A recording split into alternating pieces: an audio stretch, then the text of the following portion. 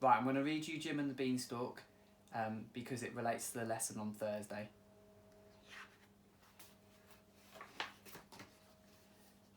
Early one morning, Jim woke up and saw an enormous plant growing outside his window. "That's funny," he said. "It wasn't there yesterday. I'll see how high it goes." And he began to climb up the plant. "It certainly is a big plant," he said as he went into the clouds. When he reached the top of the plant, Jim saw a castle. "I'm hungry," he said. "I'll ask at the castle for breakfast. I hope they have cornflakes." Jim ran to the castle and knocked on the door. He waited and waited until the door was slowly opened by a very old giant. "Aha!" said the giant. "A boy! A nice juicy boy. Three fried boys on a slice of toast. That's what I used to enjoy eating in the old days, but I've got no teeth now. Come in, boy. You're quite safe." The giant shared his breakfast of beef and beer with Jim. "Is your name Jack?" he asked. "No," said Jim. "It's Jim." "Did you come up a beanstalk?" asked the giant. "I came up some sort of plant," said Jim.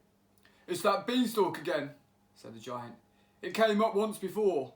That pesky boy Jack stole some of my father's gold and took our golden harp and our golden hen. I've never really been happy since. And now I'm old too. I can't even see much to read my poetry books because the print is too small." "Haven't you got any glasses?" asked Jim. "Only beer glasses," said the giant. "I mean reading glasses," said Jim. "They go on your nose and ears." "It's my eyes I'm talking about," roared the giant, banging his fist on the table. "These glasses are for your eyes," said Jim, and he explained about the glasses, while the giant listened carefully. "Get 'em," said the giant fiercely when Jim had finished. "Get 'em for me. I'll pay good gold."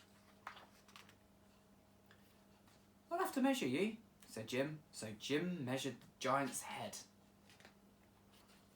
The giant gave Jim a gold coin, and Jim climbed down the beanstalk as fast as he could, holding tight to the coin.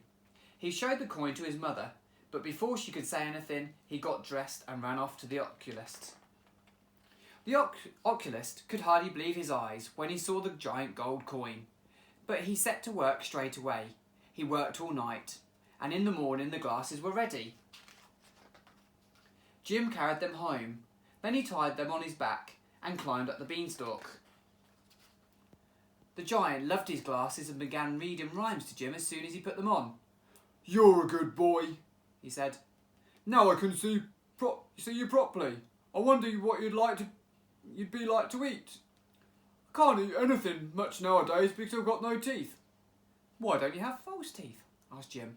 "False teeth?" roared the giant. "Never heard of them." So Jim explained about false teeth while the giant listened carefully. "Get 'em," said the giant when Jim had finished. "Get 'em for me. I'll pay good gold." So Jim measured the giant's mouth. "Make them big," said the giant, "and sharp. I like sharp teeth." The giant gave Jim another gold coin, and Jim climbed down the beanstalk as fast as he could, holding tight to the coin. He showed the coin to his mother, but before she could say anything, he ran off to the dentist. The dentist could hardly believe his eyes when he saw the giant gold coin, but he set to work straight away. He worked all night, and in the morning the teeth were ready. Jim carried them home, then he tied them on his back and climbed up the beanstalk. The giant loved his new teeth. He jumped up and down, champing his jaws and gnashing the teeth until the sparks flew. Then the giant sat down and looked at himself in the mirror. "Ah," he said, "I used to be a good-looking lad. Great head of flaming red hair I had, and now look at me." "Why don't you have a wig?" asked Jim. "A wig?" roared the giant. "Never heard of a wig." So Jim explained about wigs, while the giant listened carefully. "Get one," said the giant when he had finished. "Get one that's red and curly. I'll pay good gold." So Jim measured the rest of the giant's head. The giant gave Jim another gold coin, and Jim climbed down the beanstalk as fast as he could, holding tight to the coin. He showed the coin to his mother, but before she could say anything, he ran off to the wig maker. The wig maker could hardly believe his eyes when he saw the giant gold coin, but he set to work straight away. He worked all night, and in the morning the wig was ready. Jim carried it home. Then he tied it on his back and climbed up the beanstalk. The giant loved his wig. "I look about 100 years younger," he said. He put on all his best clothes and danced about the room, beaming at himself in the mirror. "Marvellous! Wonderful!" he boomed. "I'm happy again. I feel like a new giant. And my appetite has come back too." The giant stood still and looked at Jim. "Fried boy," he said thoughtfully. Jim waited to hear no more. He ran to the beanstalk, slid down it as fast as he could, and landed below it in a heap. Above him, he could hear the thunder of giants' footsteps. Seizing an axe, Jim swung mightily and chopped down the beanstalk. At the very moment the beanstalk fell, something else landed beside Jim with a thud.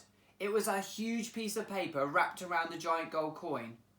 On the paper was written, "Dear Jim, thank you for the teeth and the glasses, also the lovely wig.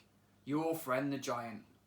Jim ran inside and showed the giant gold coin to his mother. "At last, you can keep a coin for yourself," she said. Somewhere in the distance, Jim heard the rumble of giant laughter.